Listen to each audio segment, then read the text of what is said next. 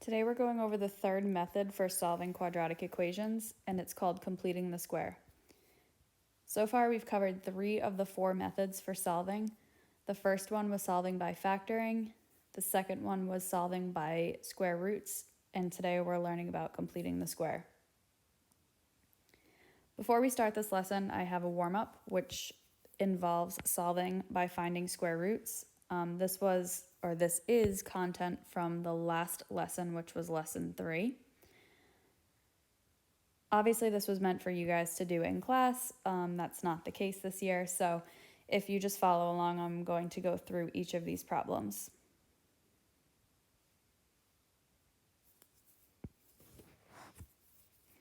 For the first one, or for all of them, you need to isolate the squared term.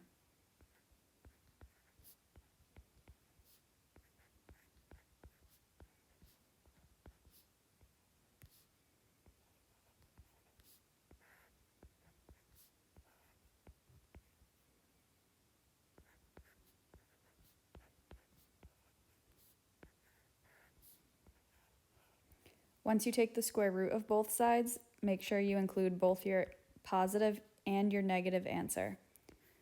So for this first problem, which is 4x squared plus 10 is equal to 46, once we solve this, we find that the answer is either positive or negative 3.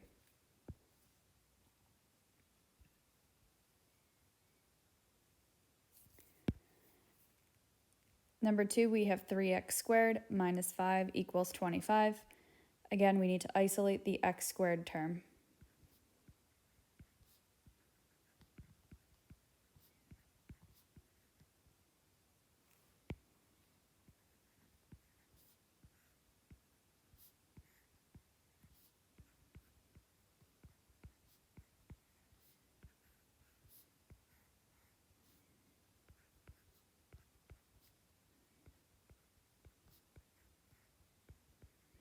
Because the square root of 10 cannot be simplified, we're going to write our final answer as plus or minus the square root of 10.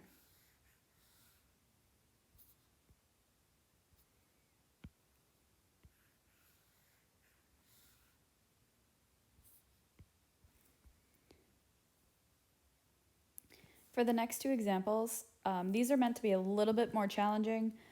In order to solve by finding square roots, you would actually have to factor the left side of the equal sign. So we're going to start by taking x squared plus 6x plus 9, and we're going to factor this. So when we do that, we're looking for the 2 factors that multiply to equal our a times c term, which is 9, and the same 2 factors that add to equal our middle term of b, which is 6.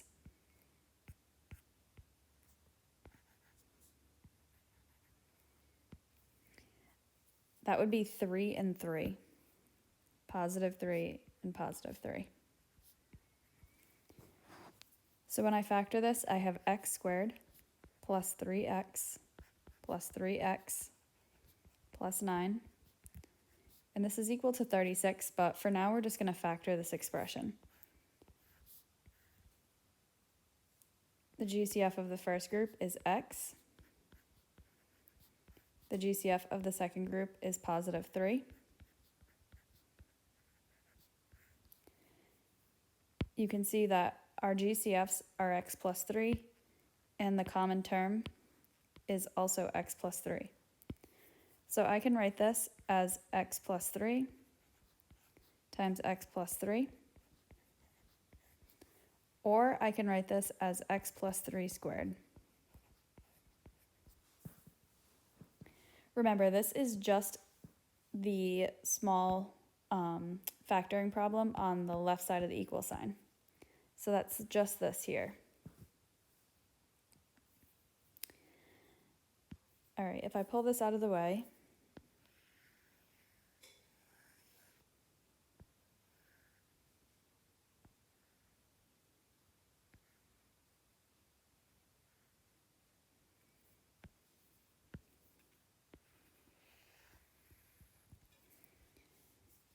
and I come back up to the expression, I know once I factored I had an answer of x plus 3 in parentheses squared.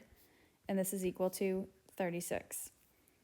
So at this point, I'm just going through my original problem. Now I can take the square root of both sides because I have a squared term. The squared term was x plus 3 squared. When I take the square root of both sides, I'm left with x plus 3 is equal to plus or minus 6. I have two solutions here. I need to pay attention to my positive and negative 6. My first answer is going to be x plus 3 equals positive 6, while my second answer will be x plus 3 equals negative 6. For the first solution, subtract 3 from both sides, x equals 3. My second solution, subtract 3 from both sides, x equals negative 9. So our final answer tells us that x can either be negative 9 or positive 3.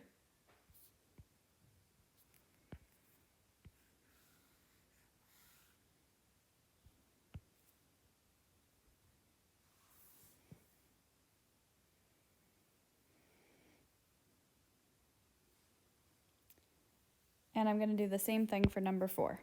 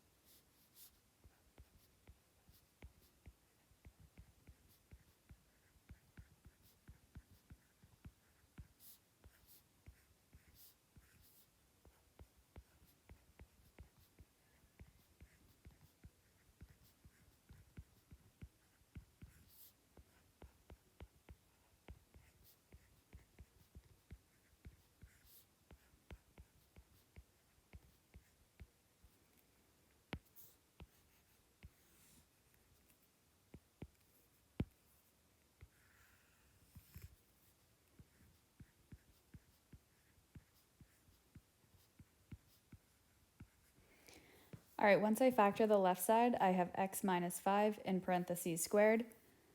This is equal to 27. I can take the square root of both sides. X minus 5 is equal to positive or negative square root of 27. Now I can simplify the square root of 27 because it has a square factor of 9. If I do this off to the side, the square root of 27 is equal to the square root of 9 times 3, where the square root of 9 is 3. So this is equal to 3 times the square root of 3.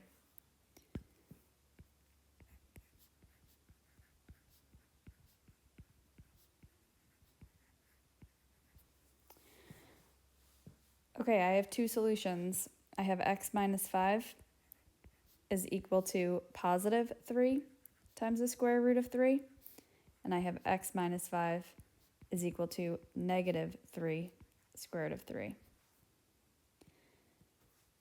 For my first solution, when I add 5 to both sides, remember you are adding 5, you are not multiplying.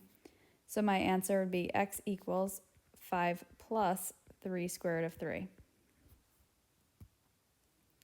My second solution, when I add 5 to both sides, I end up with x equals positive 5 minus 3 square root of 3. And these here are my two answers. I could have left it as 1 and just wrote x equals plus or minus 5. Sorry, x equals 5 plus or minus 3 times the square root of 3. Or I could rewrite it this way. Either way is fine.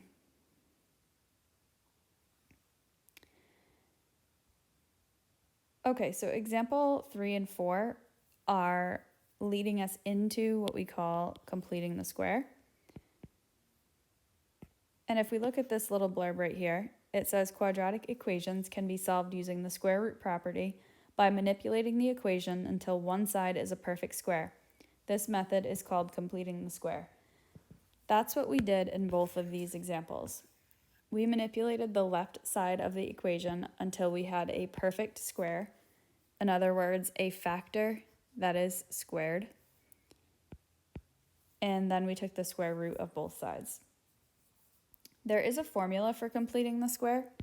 It tells you that if you have an expression such as x squared plus bx, you can complete the square by adding a third term that's found by b divided by 2 in parentheses squared. And if you were to factor this, you would factor it to x plus the term of b over 2 in parentheses squared.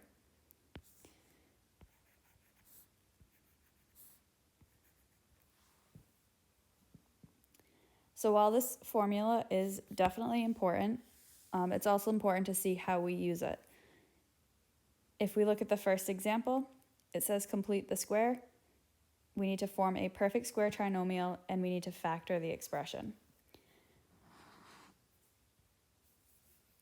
Number 1 says x squared plus 4x. If we're completing the square, that means we're looking for this term. So what is this term right here? And we're going to use the formula that I just gave you above to find that. So we're going to use the formula of b divided by 2 squared. Here's my b value. We're going to do b divided by 2, or 4 divided by 2, which is 2. Square that value, and that's equal to 4. That means this number here is the number we use to complete the square. In other words, we can now say x squared plus 4x plus 4, and that is this number. Okay, this is called your perfect square trinomial. If the directions say find the perfect square trinomial, this is what you're looking for.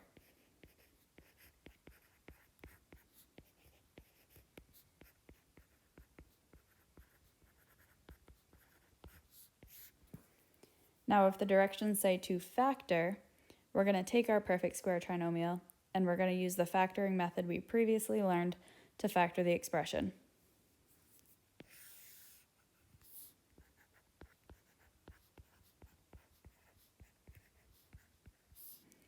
So we have x squared plus 4x plus 4. A times c is 4, so what two factors multiply to 4 and also add to 4? And that would be 2 and 2. We have x squared plus 2x plus 2x plus 4.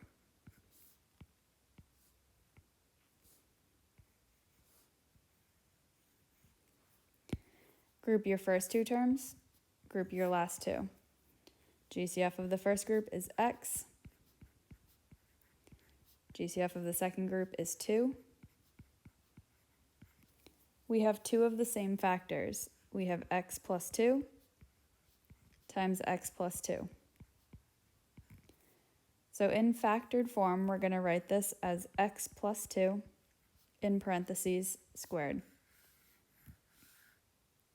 And this right here is going to be called your factored expression.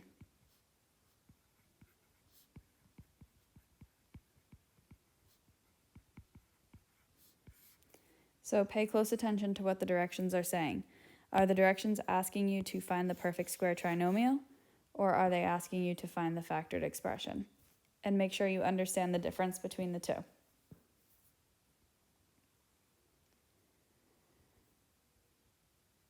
Okay, follow along as I complete number 2 and 3.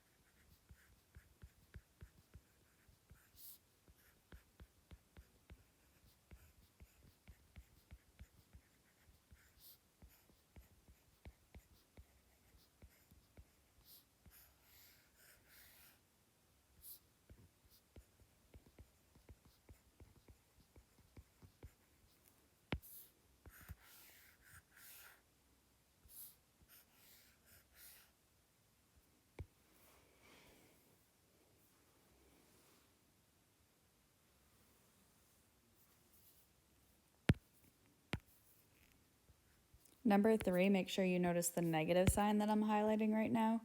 That is included in your b term.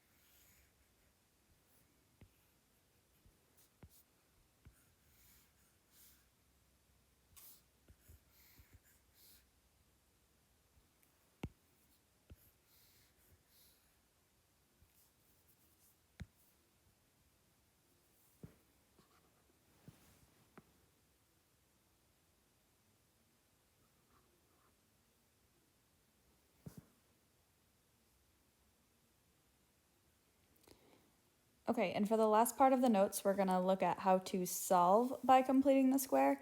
So this would be when you actually have an equal sign in your expression.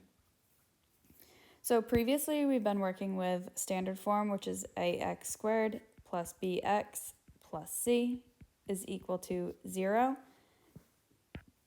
As you can see here, that expression is reworked and we moved c to the other side of the equal sign.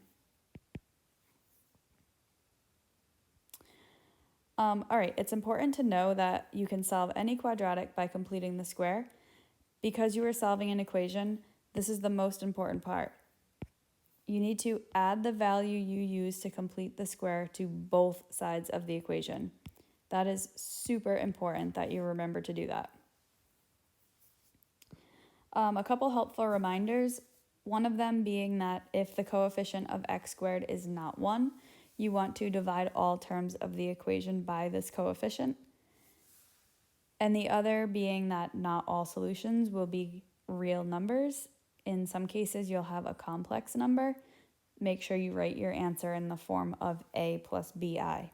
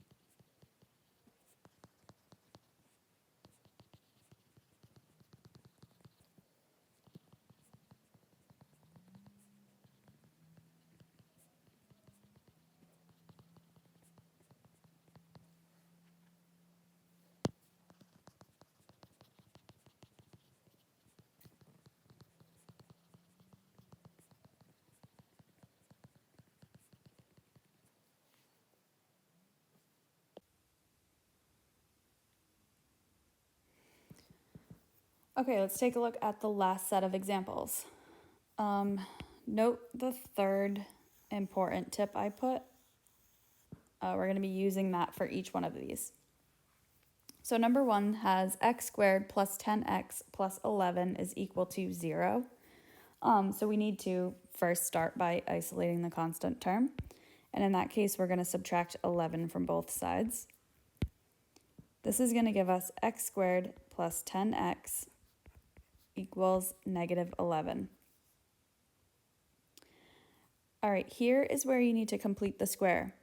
but you're only completing the square for the left side of the equal sign. Now, whatever you do on the left side, or whatever you add to the left side, you must also add to the right side. So we're going to take our b term, which is 10. We're going to divide this by 2. This is equal to 5. Square that value. That's equal to 25.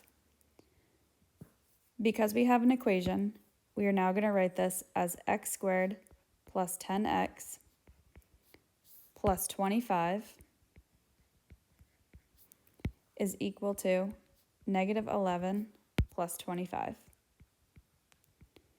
So notice that I added it here and here. Think of a balance machine. We have to keep each side of that equal sign equal. So if we add the same thing to both sides, it keeps the equation balanced on each.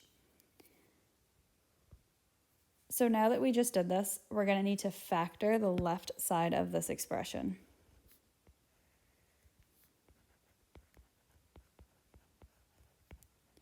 So what two factors multiply together to equal 25 and add together to equal 10? That would be positive 5 and positive 5.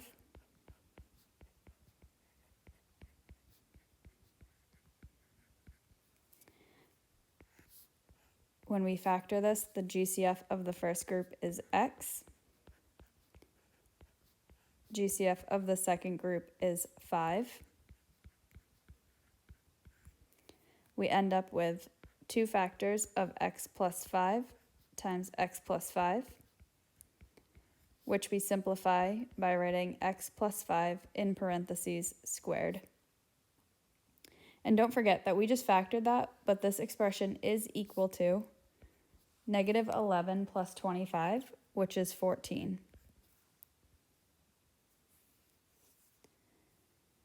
So now that we have a squared term on the left side, we can take the square root of both sides, which gives us x plus 5 is equal to plus or minus the square root of 14. And we can't simplify the square root of 14, so we're just going to subtract 5 from both sides. Remember, you are subtracting, you are not multiplying.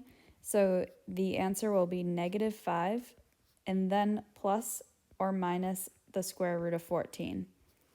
Technically, this is 2 answers, so it's either x equals negative 5 plus the square root of 14 or x equals negative 5 minus the square root of 14.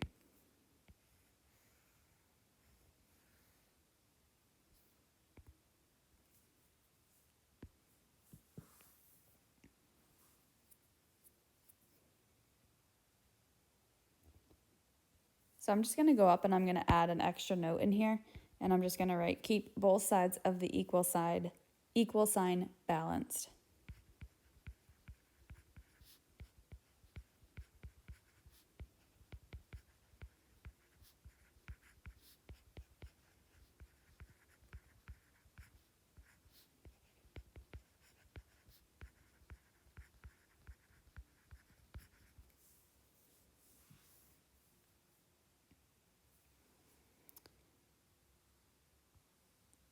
Okay, number 2. So number 2, the first thing that we're going to do is we're going to isolate the constant term, which would be subtracting 39 from both sides.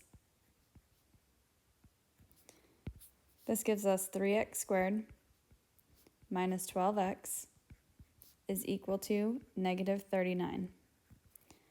Now, we have a coefficient of x squared, and that falls under this category here, where it says if the coefficient of x squared is not 1, divide all terms of the equation by the coefficient of x squared. That means we need to divide all terms by 3. And the reason why we're dividing them by 3 is because 3 is our coefficient. 3x squared divided by 3 gives us x squared. Negative 12x divided by 3. 3 goes into 12 4 times. That's negative 4x. And on the right side of the equal sign, negative 39 divided by 3 is negative 13. Now, before I go ahead and complete the square, note that these first two steps that I did, it does not matter which order you do them in. I could have divided by 3 first and then subtracted 39 from, or in this case, 13 from both sides, or I could subtract 39 from both sides and divide everything by 3. It does not matter which order. As for completing the square, we have x squared minus 4x. We're going to take negative 4x, divide that by 2, square this value, and that is equal to positive 4. I can write this as x squared minus 4x plus 4 is equal to negative 13 plus 4. All right, for factoring purposes, let's just focus back to number 1. I'm going to show everyone a shortcut here. So if you recognize, every problem we've been doing for completing the square is coming out with 2 of the same factors. So we're going to end up with 2 of the exact same factors, which we can rewrite as 1 term squared.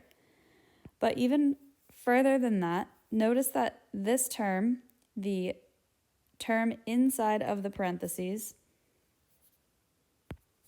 this 5 value, is the number that you found before you squared the term, so up here. So it is going to be precisely b divided by 2. Whatever that number is going to be the factor or the term within your factor. So focusing back on number 2, right here we did b divided by 2 and we ended up with a solution of negative 2. So this is before I squared it. I ended up with negative 2. I know right from there that my factor is going to be x minus 2 in parentheses squared is equal to negative 13 plus 4, which is negative 9. Take the square root of both sides. X minus 2 is equal to plus or minus 3i. Just recall this complex number or imaginary number really quick. The square root of negative 9 is the same thing as the square root of negative 1 times 9. The square root of negative 1 is I. The square root of 9 is 3. We would write that as 3i. All right, for the final answer, add 2 to both sides. X is equal to 2 plus or minus 3i.